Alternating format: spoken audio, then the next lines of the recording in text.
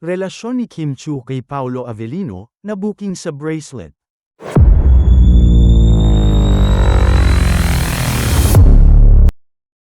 Hindi gaanong hinanap ng mga Kim Pao fan kay Kim Chiu ang rumored boyfriend nito at ka-love team na si Paolo Avellino sa naging bakasyon ng aktres sa Tagaytay nitong Pasko.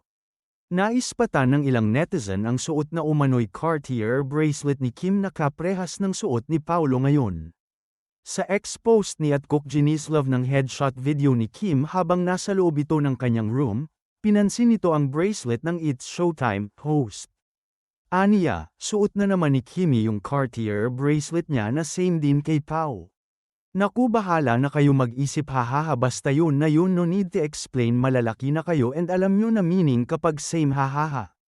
Merry Christmas and matulog na puv lang, ayuda #KimPao. Nag-agree naman ang mga Fanny sa napansin ng kanilang kapwa at sinabing yun din ang nakita nila.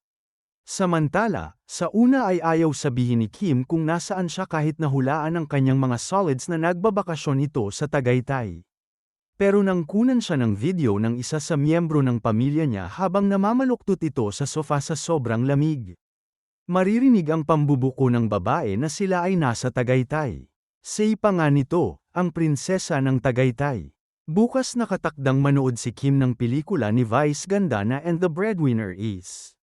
Gaya ng pangako nito sa kaibigan. Natutuwa ang mga fan ni Vice dahil siguradong tutuparin nito ang pangako sa komedyante na magpapablock screening silang dalawa ni Paolo.